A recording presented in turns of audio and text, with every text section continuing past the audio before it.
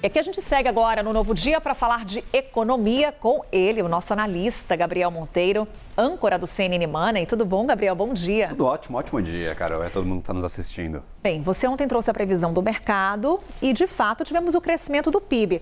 O mercado errou por muito pouco, né? Foi ver o resultado um pouquinho acima das expectativas, um crescimento de 0,9% no terceiro trimestre do ano.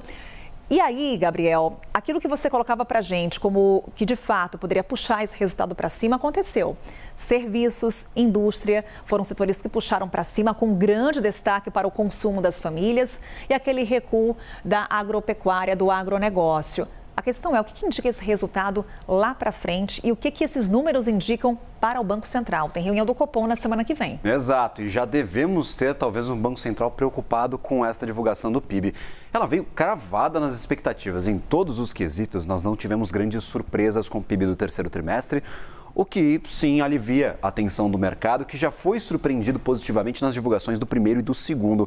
Vamos dar uma olhada nos principais dados. Nós separamos uma arte com a oscilação do PIB para determinados segmentos que estão dentro, claro, da compilação deste dado. Como mencionávamos, o único resultado negativo da agropecuária, 0,9%, já se esperava, base comparativa muito forte com o ano passado. Também tivemos redução de produtividade em algumas culturas, dentre elas a cana-de-açúcar, que caiu bastante neste trimestre, acabou trazendo este PIB do agronegócio para baixo. E no ano completo também, quando a gente compara com o ano passado, faz aquele trimestre contra trimestre, 24 contra 23, o resultado do agronegócio é negativo. Então, neste 2024, quem está puxando um pouquinho para baixo essa atividade é justamente o agronegócio, mas com perspectivas de melhora para o ano que vem. Vamos aos dados positivos e que sim indicam talvez um pouquinho de preocupação, mas também trazem muitas notícias positivas. Crescimento muito bom da economia, 0,9%. É um pibão, é para sim comemorar este crescimento da economia. Destaque para a indústria, 0,6%, apesar de não crescer na mesma intensidade dos trimestres anteriores, continua a avançar. A indústria vem se recuperando. No ano passado nós tivemos resultados muito ruins para a indústria e agora esses 0,6% eles trazem uma boa perspectiva. E é até interessante, né? Porque você falou primeiro do agronegócio com a gente, agronegócio que no ano passado foi aquela surpresa positiva. Exato. E agora a gente vê essa retração e até essa comparação, quando a gente usa a base do ano passado, é até injusto com o ano de 2024. Agora, quando a gente olha para a indústria, de fato, é esse caminho de recuperação que a gente está acompanhando. É justamente o contrário. A indústria estava muito fraca e agora está recuperando, o agronegócio estava muito forte, agora está voltando à normalidade. Eu destaco aqui para a indústria outro ponto, que é essa sigla que está aparecendo na nossa tela, que é FBCF, Formação Bruta de Capital Fixo, que significa investimento brasileiro em infraestrutura. Essa infraestrutura pode ser um prédio, pode ser a formação de uma fábrica, mas principalmente bens de capital, maquinário, máquina que vai produzir mais PIB no futuro. Então, a formação bruta de capital fixo, ela está crescendo bem, foi o melhor resultado dentre todos estes itens pesquisados, 2,1% no trimestre contra trimestre, ou seja, de 3 meses atrás, comparados com este finalzinho de setembro, nós crescemos 2,1%. Então, é um avanço muito positivo. O investidor, o produtor, o setor industrial está comprando máquina, está trazendo lá de fora maquinário para produzir mais, para atender toda essa demanda brasileira que está sendo apresentada nestes últimos meses.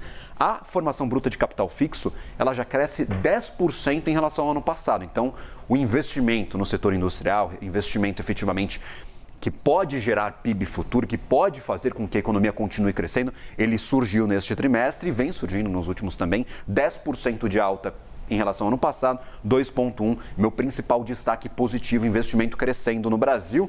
O produtor está retomando um pouquinho a confiança e está investindo mesmo com um dólar altíssimo e mesmo com uma taxa de juros em 2 dígitos. Então, condições restritivas, mas o investimento mesmo assim aparece. O que temos de, talvez, notícias negativas deste PIB? E aí tem, claro, o copo meio cheio e o copo meio vazio. Consumo das famílias, eu mencionava que podia puxar este PIB do terceiro trimestre, essa era a avaliação geral do mercado, realmente puxou.